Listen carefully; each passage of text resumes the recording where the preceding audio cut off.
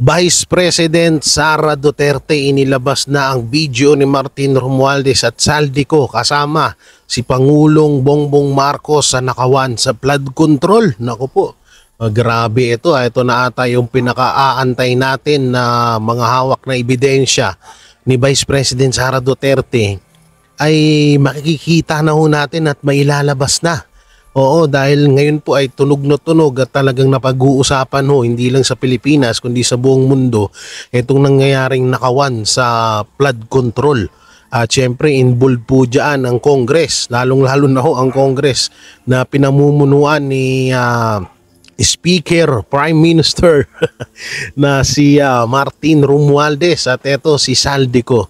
Kung matatandaan nyo po no, na sinabi ni Vice President Sara Duterte noon na 2 tao lamang ang humahawak ng budget ng Pilipinas. At ayan nga ho, yung si Saldico at etong si Speaker Martin Romualdez at nagkatotoo po yun. Marami hong mga nagsasalita noon na ito ay fake news lamang. Marami ho, lalong-lalo na ho si Claire Castro na sinasabihan niyang fake news lang ho yun. At eto na rin si Saldico, 'di ba? May mga interview si Saldico na kung saan ay sinabihan niyang fake news lang daw yun at yung ay pangbubudol lamang nitong ni Vice President Sara Duterte, pero ngayon ay totoo na. Talagang lumabas na ang katotohanan at eto nga may lalabas na nga ang video na nakawan ng ginagawa diyan sa palasyo. Diyan, lalong-lalo na dito sa flood control budget sa 2025 national budget. So eto no, may mga panayam ho muna dito si Vice President Sara Duterte at may mga iilang video na papanoorin ho natin. Katulad na lang yan, eto si Auntie Claire. Katulad lang ho ni Auntie Claire na nag-backfire ho agad sa kanya ang kanyang mga sinabi na pangbabatikos dito kay Vice President Sara Duterte. Talagang harap-harapan pong binulgar ni Castro na isa siyang napakalaking tanga at bobo. Napakalaking tanga at bobo dahil ultimong harap-harapan ng katanungan sa kanya hindi niya humaintindihan at sa halip ay napakalayo po ng kanyang kasagutan. At dito, eto nga si Vice President Sara Duterte ay may komento din ho sa mga congressman na involved ho dito sa nakawan sa national budget dito sa flood control. At ayan po yung panonoorin natin na syempre, etong update na rin po dyan kay Pangulong Duterte, kay PRRD, kay Tatay Digong. Ako ano na nga po ba ang update? So ngayon ay merong isang attorney, kundi ako nagkakamali, isang attorney na nagbigay ng kanyang panayam mapatungkol ho sa nangyayari diyan sa Dahig. At hindi po ito si Kaufman, no? So mamaya papanoorin ho natin yan. At syempre bago natin to simulan, pakidamay naman po ang aking like and share dyan at join button, super thanks para mapanood po ito ng iba pa nating mga kababayan. So ito po, panoorin po muna natin itong video na to, mga kongresista, mga tauhan din sila ng mga kongresista, VP Sara Duterte sa flood control project province. So ito po, panoorin natin. Have your reaction po doon sa naging hakbang ni Marcos Jr. to investigate contractors on the flood control project. Sa tingin niyo ma'am, mas dapat imbestigahan at panagutin ang mga kongresista na involved sa anomalous project kaysa sa mga contractors? Well, lahat sila dapat. No, hindi lang yung mga contractors dahil yung mga contractors ay mga tauhan din sila ng mga members of the House of Representatives. Kung maalala ninyo, meron akong ginawa na interview noon kung bakit ako umalis sa Department of Education. Binagyat ko doon na 2 tao lang ang nagde-decide sa budget ng Pilipinas. Yun ay si Martin Romualdez at si Saldico. At yung mga kasamahan nila o mga grupo nila, kasama din nila yon sa paghati-hati noong budget ng Pilipinas. Dahil nakita namin yon sa Department of Education, nabanggit namin yon kay BBM na ganun ang ginawa, pero noon ay wala siyang reaction, tapos bigla ngayon meron na siyang reaction. Paniwala ko ginagawa nila yan para lang sabihin sa susunod na baha na tingnan nyo, may ginawa naman kami.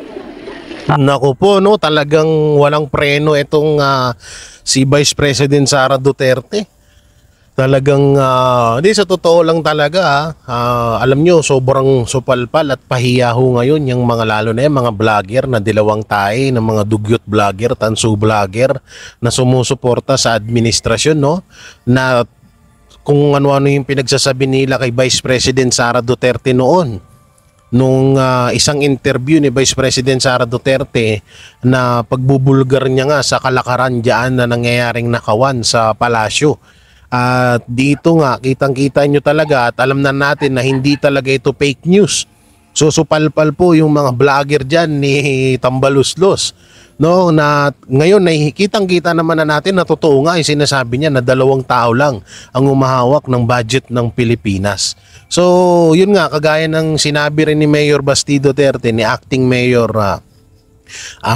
Sebastian Basti Duterte sa Davao, na ito ay palabas lamang ni Marcos Jr. para nga naman, ito katulad nitong sinabi ni VP Sara Duterte, kagaya ng sinabi niya na para nga naman sa susunod na pagbaha may masasabi sila at may makakatuwiran sila sa taong bayan na ginawa nga nila yung trabaho nila, pero ito talaga ay isang palabas lamang. Grabe, no? Grabe ng pambubudol talaga itong ginagawa sa atin. Kasi ito lang tutusin lang, maniniwala sana tayo kay Marcos Jr. sa totoo lang. Kung nung una pa lang na sinabi mismo or nung una pa lang ay inaksyonan na nila itong mga flood control na ito, hindi sila nakapokus sa mga Duterte. Ang hirap kasi sa administrasyon, nag-focus sila sa mga Duterte. Pinukusan nila yon at para lang sirain ng mga Duterte, kaso sawiho sila. Hindi sila na pinalad sa ganung gawain nila. So ngayon lang nila ginawa at inaksyonan itong flood control. Okay sana kung nung una pa lang inaksyonan na nila to, wala na sanang problema. Mas kahit papano may kapani-paniwala pa yung gagawin nila. Kaso ngayon huli na. No, ay may mga bali-balita nga ngayon na wala na nga si Saldico. At yung ibang mga congressman ay nagtatago na at bali-balita may mga bangko na sa ibang bansa na doon dinideposit yung pera ng mga ninakaw nila diyan sa flood control issue na yan. So yun lamang bali-balita, wala po yung 100% na katotohanan. So tuloy natin to. Pinaghahandaan niya lang yung excuse niya para sa susunod na baha. Ma'am, in the recent survey of WR Numero Research, you appeared as the early frontrunners for the 2028 national election. Despite of the issues, ma'am, you are taking the lead nationwide with 31.4%. Sapat na ba itong numbers, ma'am, to convince you to run as president? Ang problema ko kasi sa mga surveys ba, kasi hindi ko alam kung reliable sila or hindi, kung anong survey man yun, no? Pero Hindi ma'am, basta yung mapatungkol sa'yo, sa mga survey mo, yung pagtaas ng survey mo, totoo yun. Pero yung pagtaas ng survey ni Marcos tsaka ni Martin, medyo malabo yun, ma'am. assume na lang natin na very reliable yung survey na yan. Una, yung pagpapasalamat ko sa ating mga kababayan sa patuloy nila na pagtitiwala kahit na tuloy-tuloy yung atake at paninira sa akin at sa aming opisina sa Office of the Vice President. Yan din yung dahilan kung bakit ako inaatake, kasi lahat nung gustong tumakbong Pangulo, syempre ang uunahin nila talaga na hilain pababa ay yung nangunguna. Kaya parang hindi kaya ito ma'am si Risa Ontiveros ba to ma'am? Si Risa Ontiveros ba to? Si Martin Romualdez ba to? Oo, na sumisira sa'yo dahil may balak na tumakbo sa 2028 election? Hindi kaya silang dalawa? Blessing siya dahil nandyan yung tiwala ng mga tao at malaki yung pasasalamat ko dahil naniniwala sila sa kakayahan ko na magtrabaho para sa ating bansa. Pero hindi din siya maganda or mabuti para sa akin dahil ako din yung hinahabol ng mga nangangarap na maging Pangulo ng Pilipinas. Thank you. Okay. Juby, ano lang ask? Okay. Vice, meron akong mabilis. Yung first question ko, kumusta po yung executive check-up ng ating Pangulo, dating Pangulo? yung medical check-up niya? Hindi ko po, wala po akong update, wala po akong balita na meron siyang executive check-up na ginawa. Pero yung sa ano po ninyo, Saan kaya nakuha nung reporter yon? Si Vice President walang alam pero siya may alam. mimit nyo siya, no? Yung aura nung health niya. Para sa akin mas okay siya ngayon kesa sa noon. Noong nakakasama ko siya noong buong taon ng 2024 kung saan buwan-buwan namin pinaplano yung elections sa Davao City, yung nakaraang elections, kung paano gawin yung kampanya, yung election, lahat yon. Buwan-buwan namin yun pinagmimitingan nung 2024. Sa tingin ko, maganda yung, in a way, blessing yung nangyari na nagkaroon ng ibang perspective o parang second opinion sa mga doktor. Nagkaroon ng doktor dito sa Netherlands dahil baka siguro na-review yung mga gamot na ibinibigay sa kanya. Kasi napansin ko, although pumayat siya syempre dahil yun sa pagkain, pero yung kanyang mood at yung kanyang disposition ay mas better compared noon. In fact, noon si PRD is very aggressive and madaling mag-init ang ulo. But ngayon, kalmado siya. And tinatanong ko sa kanya, yung mga sakit ng ulo mo ba dati or sakit ng likod mo, yung cramping mo, nagka-cramps yan siya eh. Sabi niya, nagtataka din siya kasi nawala. So feeling ko dahil Buti yon naman. sa... So napakagandang balita ho nito para sa ating mga DDS supporters, no? Na ang ating Pangulong Duterte ay malusog at maayos ang kalusugan diyan sa Netherlands. So salamat, thanks God. treatment plan ng doktor niya ngayon, ang medical officer ng detention unit. So on that note, truly nagpapasalamat kami sa detention unit dahil nakikita ko naman na inaalagaan nila si Pangulong Duterte. Ito po, ano po yung komento ninyo sa sa mga congressman at mga senador na gustong ituloy ang impeachment sa kabila ng pagbasura ng Korte Suprema na unconstitutional yung article of impeachment? Kahit ako man, gusto ko ituloy yung trial kasi sabi ko nga, diyan lang ako makakapanigurado ba na masasagot ko yung mga katanungan nila at yung mga atake nila diyan na forum na yan sa trial. Pero kailangan natin respetuhin yung mandato ng Supreme Court at yung mandato ng Senate of the Philippines pagdating sa mandato ng Supreme Court pagdating sa desisyon sa constitutional questions at mandato ng Senate of the Philippines pagdating sa kung gagawin o hindi yung trial, yung impeachment trial. Ito po, may question ako, nasa inyo ko kung sagutin nyo hindi. Reaction po ninyo doon sa pagmamak ni Vice Ganda kay dating Pangulong Duterte? Oh, So yun nga alam nyo napakaganda nung sinabi ni Vice President Sara Duterte na kahit siya gusto niya rin na magkaroon ng trial. So ibig sabihin hindi siya tumatalikod or hindi niya tinatalikuran ang kagustuhan ng Congress. So haharapin niya. So napakagandang pakinggan nyo na isang future president, isa sa mga mamumuno balang araw sa ating bansa ay talagang may tinatawag na tapang, no? Yan ang mga Duterte, yan ang kailangan talaga ng Pilipinas. hindi ko sigurado ako kung si Pangulong Duterte yon, wala lang yan sa kanya. Kasi sanay siya dyan politiko siya Kahit man ako, merong nagganyan sa akin, wala lang yan sa akin hindi ko pinapansin yan. Kung tama ba o mali, sa kanyang na lang siguro yun, personal na desisyon yun. So, kung ginawa niya, so sa paningin niya, tama yun. Okay. Nagmungkahi si Senator Miguel Ayan Subiri. Vice Ganda buti na lang talaga, hindi sa totoo lang, etong mga Duterte kasi talaga hindi sila mahilig. Hindi sila balat sibuyas kagaya ng ibang mga senador dyan na mabanatan mo man lang, ikakasuhan ka na. Samantalang tanungin mo nga lang sa kakasuhan ka na katulad na lang ni Banat Bay. Tadtad na ng kaso, puro lang naman katanungan yung ginawa ni Banat Bay. Tinanong niya itong mga congressman, etong ilang mga kilalang personalidad kung totoo ba yung issue na yun. Pero ang ginawa, ikinasuhan. Yun yung kinaganda rin sa mga Duterte na hindi talaga sila masyadong affected, lalong-lalo na rito sa issue ni Vice Ganda.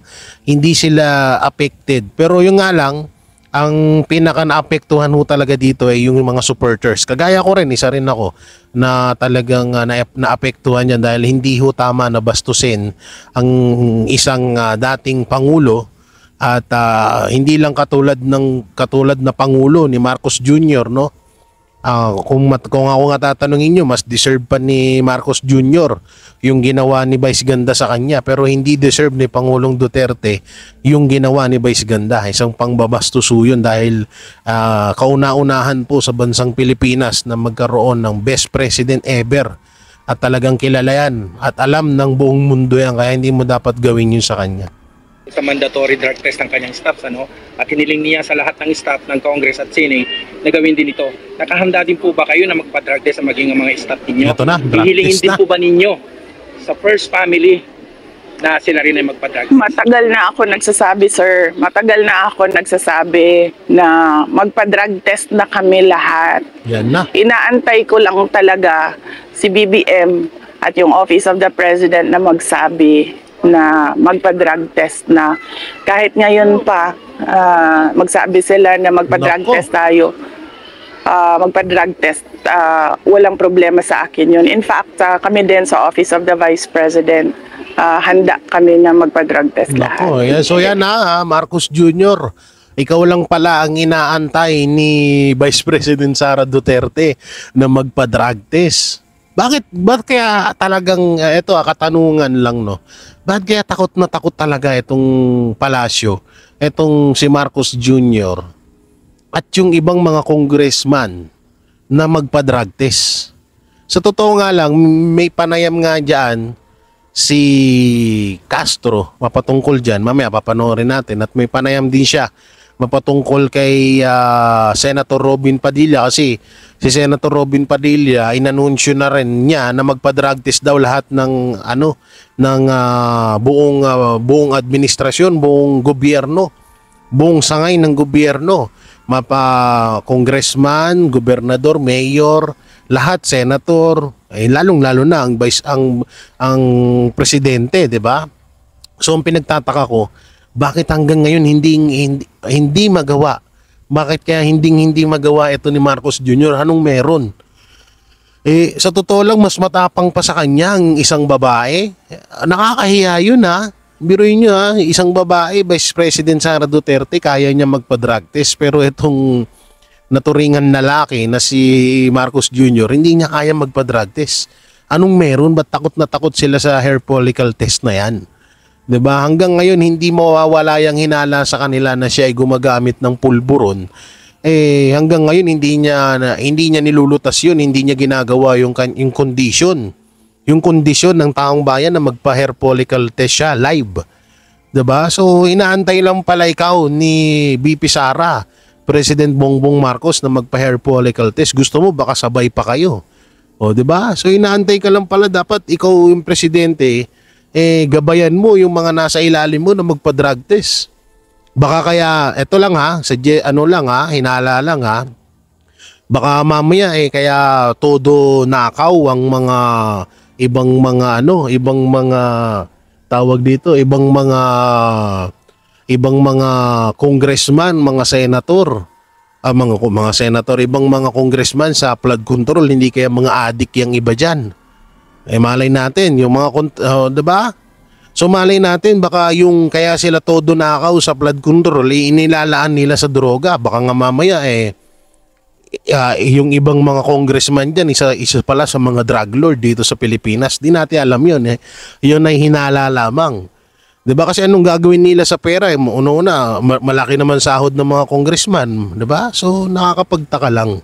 Ito pang huling-huli, sa susunod na buwan po yung yung first hearing ni dating Pangulo, Kumusta naman po yung paghahanda ng grupo ni Attorney Nicolas Hoffman? Yes, meron kaming meeting, 2 meeting kami dito sa The Hague. Pag-uusapan namin yung mga preparations nila. Previously, ang ginagawa namin is exchange of messages lang, no, kung ano yung mga paghahanda nila sa confirmation of charges at sa mga iba pa nilang mga filings. Pero by next week, meron po akong mas comprehensive na update kapag natapos po yung meeting namin.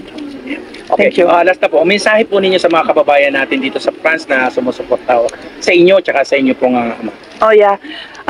Yung mga kababayan natin na ngayong araw na ito nandito sa Paris, nagpapasalamat ako dahil sobrang short notice yung ating invitation sa kanila na gumawa tayo ng mabilisang pasasalamat sa kanila. Yung ating mga kababayan sa France at sa buong mundo, syempre paulit-ulit, wala kaming ibang mensahe kundi pagpapasalamat dahil sa pagpapakita nila ng suporta kay dating Pangulong Rodrigo Duterte at pagpapakita nila ng pagmamahal at pagdadasal nila. Kasi malaking tulong talaga yon. Naniniwala talaga ako na tulad ng impeachment ko, sir, wala kaming ginawa nun wala kaming ginawa sa Supreme Court, wala kaming ginawa sa Senate dahil sinabi ko sa mga kasamahan ko, hindi natin kayang labanan yan kasi nakaupong presidente yung kalaban natin. Nako. So wag na tayo gumalaw. So tinumbok na ni Vice President Sara Duterte na ang pasimuno ng impeachment ay si Marcos Jr. Di totoo naman talaga kasi kung talagang kung tutuldukan ni Marcos Jr. yung impeachment kay Vice President Sara Duterte, kayang-kaya niya, kaso ba't hindi niya ginagawa? Kasi nga, gusto niya rin. Ano lang natin. Tapos biglang nagkaroon kami ng good news, then nagkaroon naman kami ng isa pang good news. Wala na ko ibang explanation kundi yung pagdarasal. Samantalang sa iba, sa mga anti-Duterte, puro bad news, puro karma ang nangyayari ngayon. Ng siguro milyon-milyon na mga Pilipino. Yun yung rason kung bakit may ganun. Maraming salamat. Thank you. Lang po Yes. tungkol doon sa drugs. Oo. Recently sinabi ni Torre na pag Ito, si Banat Bay, nag-interview na. Oy, sana all Banat Bay Ito, pakinggan niyo yung sasabihin ni VP Sara dito. addict daw pangit.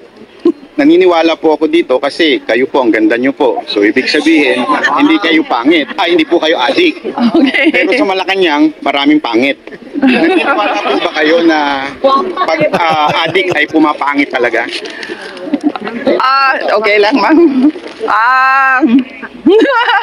Sandali lang. Ang cute ng tawa ni VP Sara dito no? Napatawa. Galing talaga ni Bay Banat Bay, napatawa mo si VP Sara Unang-una, bago yung kakatawanan unang-una, napakahalaga kasi ng drug test. Kasi tinatanong natin yung kapasidad ng ating mga leaders Tama. na mag-isip at magdesisyon. Kapag nagdodroga ka, altered yung state of mind mo So paano natin napapanigurado Totoo yun. na sakto yung mga desisyon or ikaw pa ba yung gumagawa ng mga desisyon? So napakahalaga talaga ng drug test. Kasi it goes into the competency of the person in office. Kung pangit, malamang pangit talaga yung mga drug addict, no? Kasi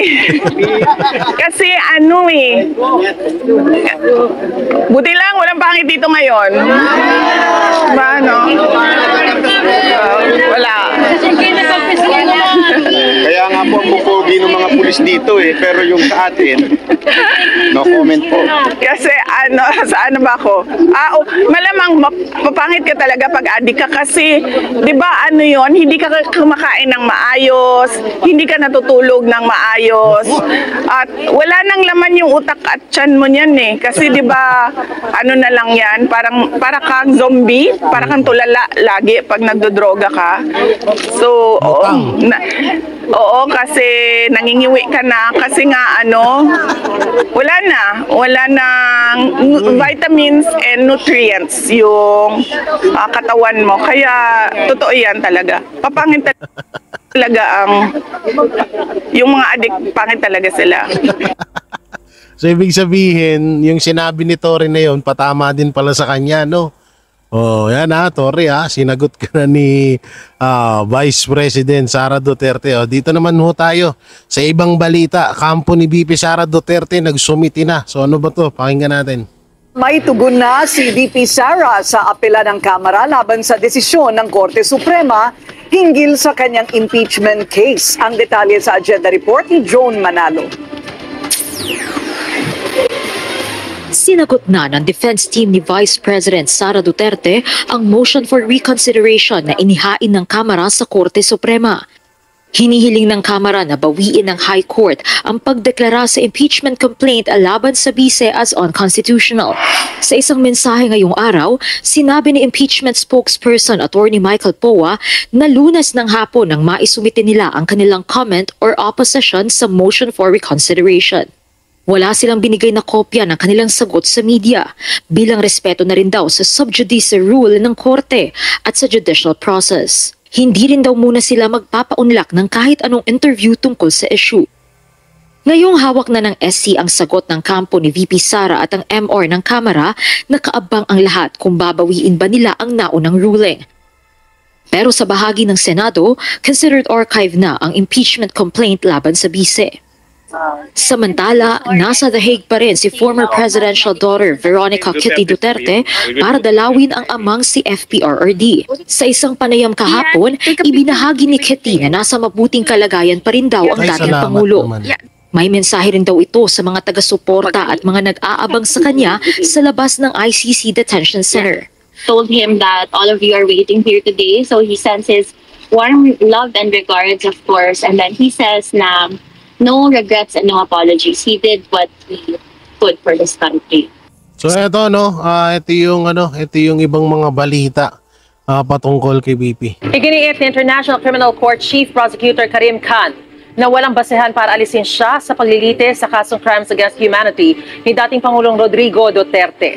Hiniling ng kampo ng dating Pangulo na alisin si Khan sa kaso dahil sa umano'y conflict of interest. Dati raw kasing kliyente ni Khan ang ilan sa mga umano'y biktima ng war on drugs bago naging ICC prosecutor. Nilinaw. Mukhang etong si Khan na to ito yung nababalitaan na isa sa mga hawak ng mga NPA, hawak ng kampo ni Joe Masison.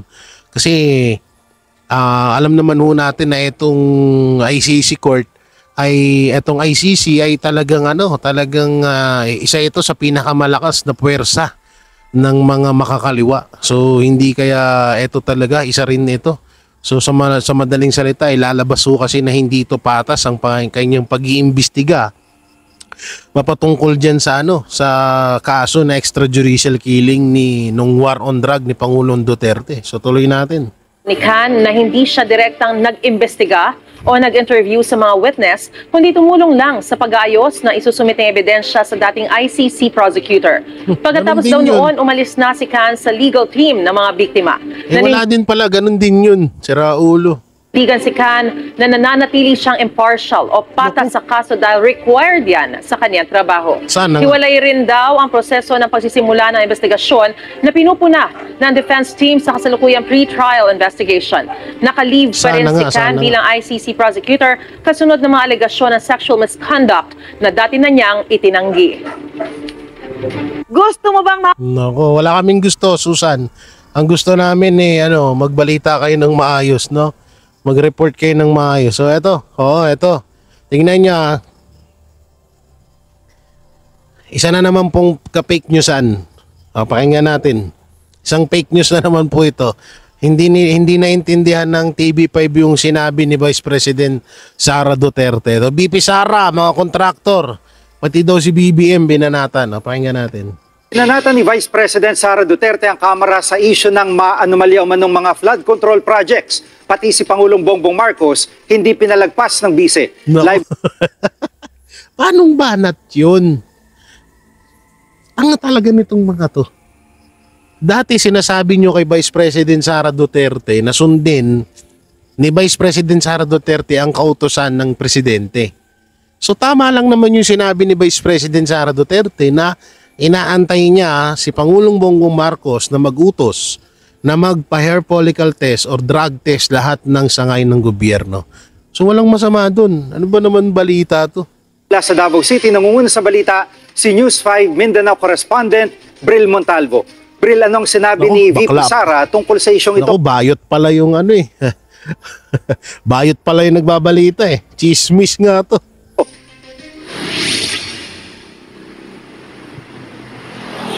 Jiggy, naniniwala si Vice President Sara Duterte na hindi lang contractors ang dapat Hindi nga masagasaan imbestigahan at yan. papanagutin, kundi pati mga miyembro ng Kamara. Oh. Katunayan, aniya, umiikot lang sa dalawang kongresista ang kapangyarihang galawin ang pambansang budget. Narito ang pahayag ng Vice Presidente. Pakinggan natin ha.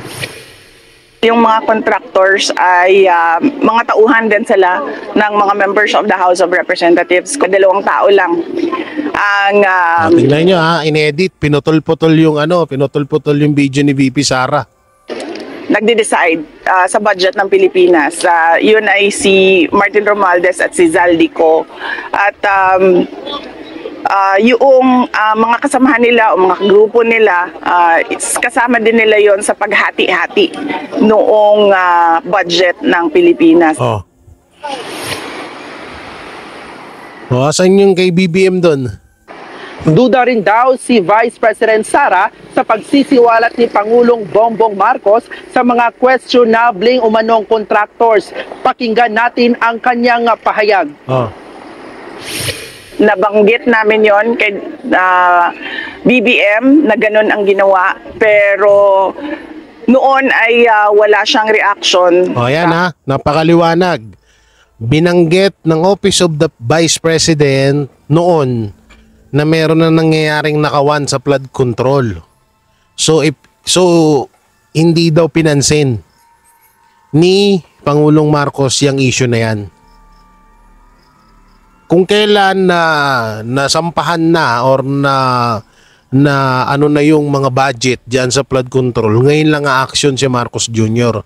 So kung hindi ba naman kayo mga tanga, itong mga kumukontra dito sa sinasabi ni BP Sara, kung di ba naman kayo mga tanga, isipin nyo maigi, 3 years na. Ang tagal na palang sinabi ni Vice President Sara Duterte.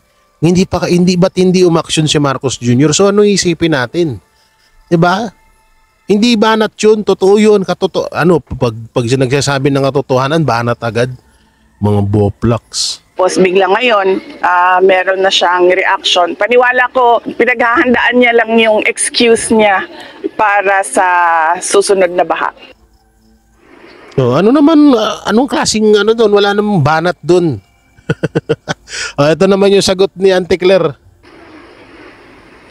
Sinisika pa nating kunan ng reaksyon sina House Speaker Martin Romualdez at ako Bicol Party List Representative Zaldico, maging ang Malacanang. Jiggy. At Bril, kamakailan pinuna rin ni VP Sara ang estado ng edukasyon sa bansa. May reaksyon na ba Malacanang tungkol dito? Ito, pakinggan nyo itong sasabihin ni Claire Castro dito. Papakita ko sa inyo full video niyan. Jiggy, ibinalik ng palasyo kay VP Sara ang sisi. Ayon kay Palace Press Officer Claire Castro, nililinis ngayon ni DepEd Secretary Sani Angara ang mga kalat ni VP Sara sa ahensya. Wow! Binigyan po siya ng pagkakataon, pinagtiwalaan siya ng Pangulo since 2022 hanggang 2024 para maging DepEd Secretary. Ngayon? 2 taon halos. Na siya ay dapat nagtrabaho. Kung ano man ang kanyang nireklamo, dapat natupad na po sana niya ito sa kanyang panahon.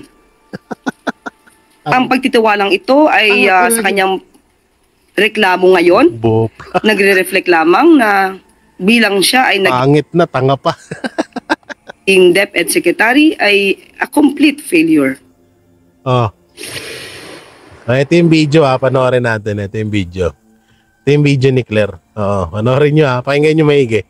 Si VP Duterte din po ay may na-mention siya about the country's education system. She said that the Philippines is being left behind in education compared to other countries, citing that students here are still stuck in paper and pencils. But since she herself once served as education secretary, does Malacanang consider this a fair assessment? And what is the palace response to her remarks?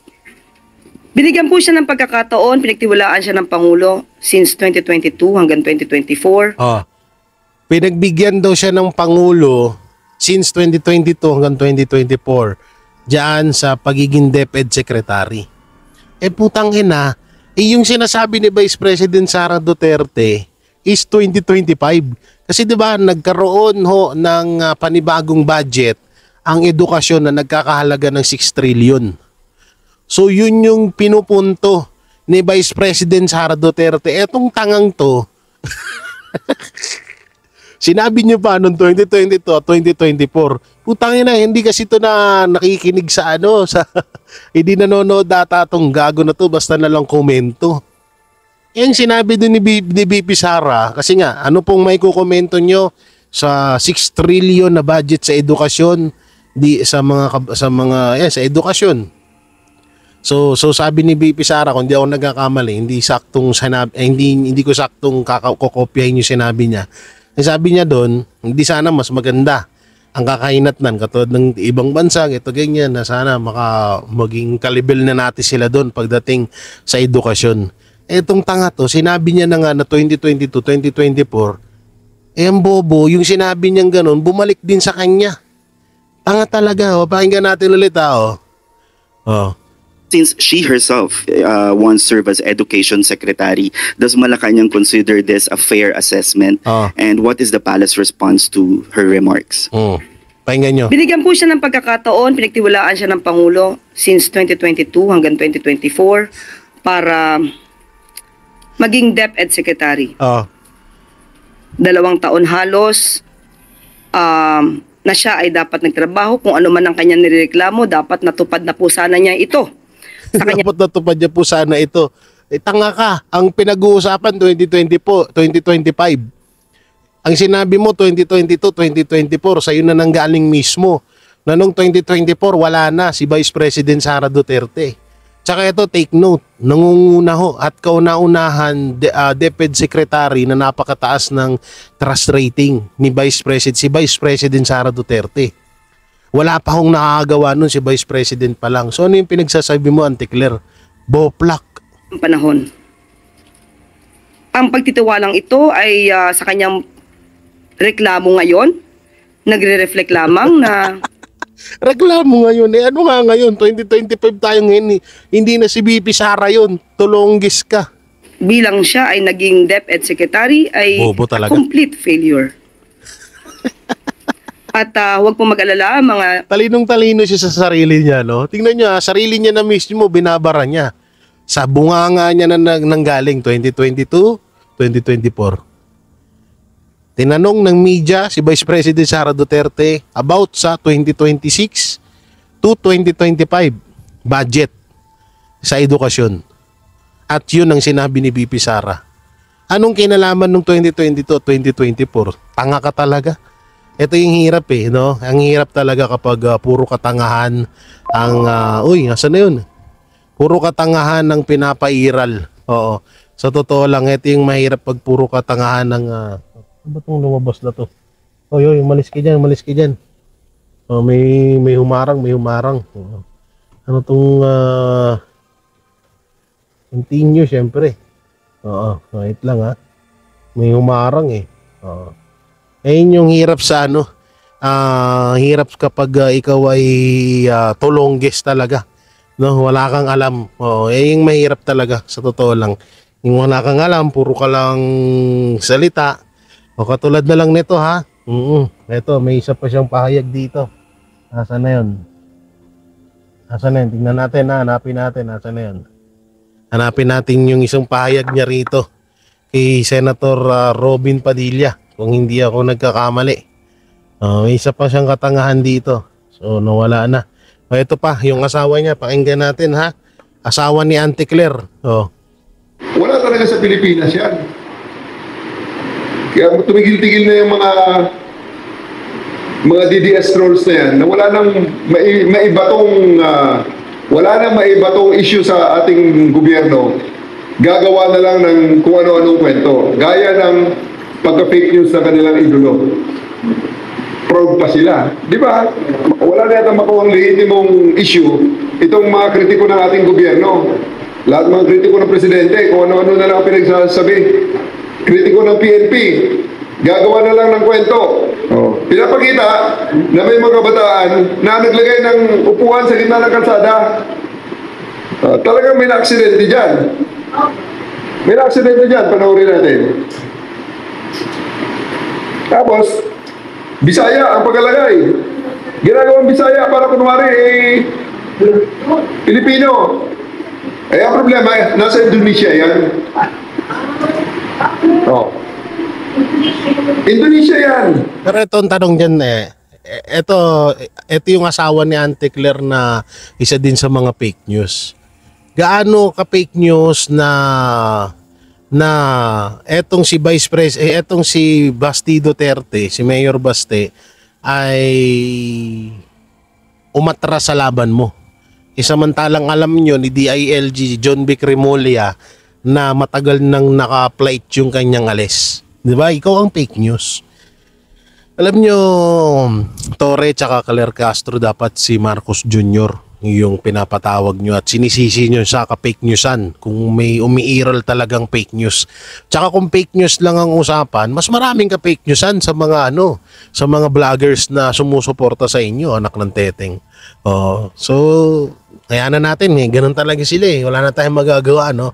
So yun, mga banateros, mga kabiyaya, anong may kukomento nyo dito sa mga panayam ni Vice President Sara Duterte at dito sa sinabi niya na etong si Marcos Jr. ay duda siya na may connection siya dito sa mga budget na nawawala sa flood control. So anong may kukomento nyo dyan at sang-ayon po ba kayo sa mga komento ni Vice President Sara Duterte na panagutin ang mga congressman na involved dito sa flood control issue? At kayo po ba ay payag na rin po na mailabas ni Vice President Sara Duterte yung ebidensyang video na laban kay Martin Romualdez at kay Saldico? So i-comment nyo lang po dyan sa baba at babasahin po natin yan. So yun, maraming salamat. Ingat po kayo palagi. God bless and peace and bye-bye. Yan ang Banateros, walang inuurungan. Pag tama palakpakan, pag mali ay babanatan. Yan ang Banateros, boses ng ordinaryong Pilipino. Banateros ay walang makakaawan, walang inuurungan. Banateros ay tinutulungan.